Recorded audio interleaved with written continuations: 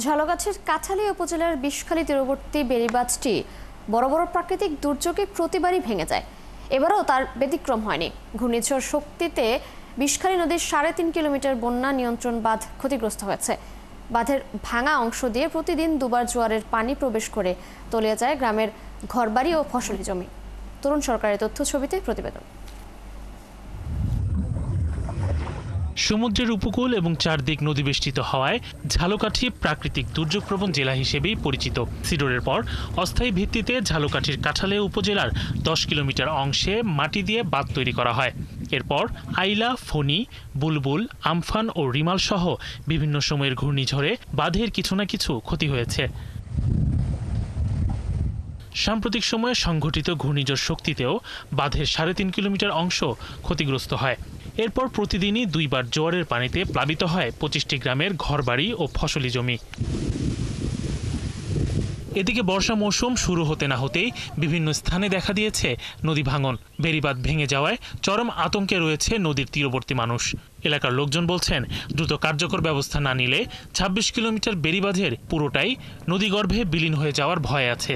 বন্যার পূর্বাভাস পাইলে আমরা বাড়িঘরে কেউ থাকতে পারি না। সিগন্যাল পাইলেই সব বাড়িঘর সাইডে চলে যায়, কারণ হচ্ছে আমাদের পানিতে সমস্ত তলাই যায়। ঘর বাড়ি তলাই গেছে, কোনো রকম একটু ছাপড়া চোপড়া দিয়ে কোনো রকম গরু বাছুর ছেলে পান লইয়ে থাকে। আমরা চাই অতি দ্রুত একটি বেড়িবাঁধ নির্মাণ করে এর সমাধান করা হোক। জনসংখ্যা অত্যন্ত সমস্যায় পোহায়, বিশেষ করে মাছের ঘেরগুলি নিধন হয়, রাস্তাঘাট তলিয়ে যায়, বাড়িঘর তলিয়ে যায়। পানি উন্নয়ন বোর্ডের নির্বাহী প্রকৌশলী জানান, শক্ত বেড়িবাঁধের পাশাপাশি এই অঞ্চলের খালগুলোতে নেই কোনো পানি নিয়ন্ত্রণের ব্যবস্থা, যে কারণে জোয়ারের সময় অনায়াসে পানি ঢুকে পড়ে ঘরবাড়িতে। বন্যা নিয়ন্ত্রণ বাঁধ নির্মাণ করার জন্য একটা প্রপোজাল অলরেডি প্ল্যানিং কমিশনে প্রেরণ করেছে। আর কাঁঠালী এবং রাজাপুর উপজেলায় যে সকল ভাঙল প্রভাবিত স্থান আছে, সেসব ভাঙল প্রভাবিত স্থানের উপর একটি সমীক্ষা সম্পাদিত হয়েছে। ওই সমীক্ষাগুলোর প্রেক্ষিতে আমরা একটি প্রকল্প দ্রুতই প্রস্তুত করে আমরা প্ল্যানিং কমিশনে প্রেরণ করব। এলাকাবাসীর দাবি, বিষখালী পাড়ের ২৬ কিলোমিটার বেড়িবাঁধ সিসি ব্লক ডাম্পিং করে নির্মাণ করা হলে নদী ভাঙন ও প্লাবনের হাত থেকে রক্ষা পাবে গোটা উপজেলা। শরীফ আজাদ প্রীতম, ৭১। দর্শক, এ বিষয়ে বিস্তারিত জানাতে ঝালকাঠি থেকে যুক্ত হচ্ছেন সহকর্মী তরুণ সরকার।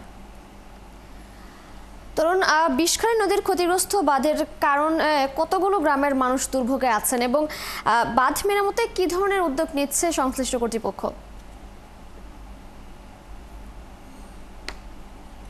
তৃষা, যেমনটি প্রতিবেদনে দেখিয়েছেন, ঝালকাঠির যে কাঁঠালিয়া উপজেলা, ঝালকাঠির উপকূলীয় জেলার যে একদম সর্বদক্ষিণের যে উপজেলা কাঁঠালিয়া, সেই উপজেলার যে বিষখালী নদীর যে বেড়িবাঁধ, সেই বেড়িবাঁধটি কিন্তু দীর্ঘদিনের স্থানীয়দের দাবি। এই বেড়িবাঁধটি না থাকার কারণে কাঁঠালিয়া, আমুয়া, শৌলজলিয়া, আওড়াবটিয়া এই ৪টি ইউনিয়নের অন্তত ২৫টি গ্রামের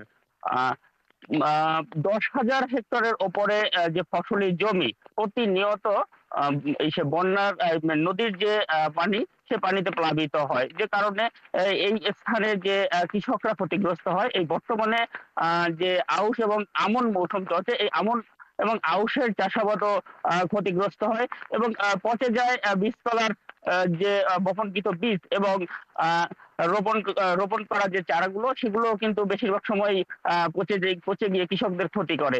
এছাড়াও এই বন্যা কিংবা জলোচ্ছ্বাস এলে কাঁঠালিয়া উপজেলা পরিষদ এবং যে নদী তীরবর্তী যে স্কুল, কলেজ, মাদ্রাসা সহ বিভিন্ন সরকারি বেসরকারি যে অফিসগুলো রয়েছে, সেই অফিসগুলোর মধ্যে কিন্তু পানি প্রবেশ করে। স্থানীয় যে বাড়ি ঘরগুলো রয়েছে, সেই বাড়ি ঘরগুলো পানিতে তলিয়ে যায়, ক্ষতি হয় মাছের ঘের সহ বিভিন্ন কৃষির ক্ষতি হয়। যে এই ক্ষতির মুখে থাকে বিভিন্ন দীর্ঘ বছর ধরে এবং দীর্ঘদিন ধরে কিন্তু স্থানীয়রা বিভিন্ন ভাবে এখানে স্থায়ী বেড়িবাঁধের দাবি করে আসলেও সেটি কিন্তু আজও বাস্তবায়ন হয়নি। কিন্তু এ বিষয়ে আমি পানি উন্নয়ন বোর্ডের সাথে কথা বলেছি। পানি উন্নয়ন বোর্ডের যে নির্বাহী পরিচালক রয়েছেন এখানকার, নিরয় পাশা, উনি জানিয়েছেন যে এখানকার যে অলক্ষিত বেড়িবাঁধ কিংবা যে বিষখালীর যে শাখা খালগুলো আছে, সেই খালগুলোতে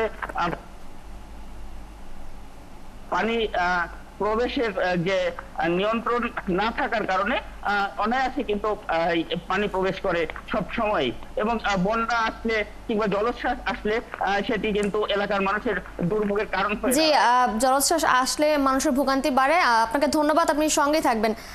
দর্শক, কথা বলছিলাম সহকর্মী তরুণ সরকারের সাথে। তিনি জানাচ্ছিলেন বিষখালী নদীর ক্ষতিগ্রস্ত বাঁধের কারণে বিভিন্ন গ্রামের মানুষের দুর্ভোগের কথা।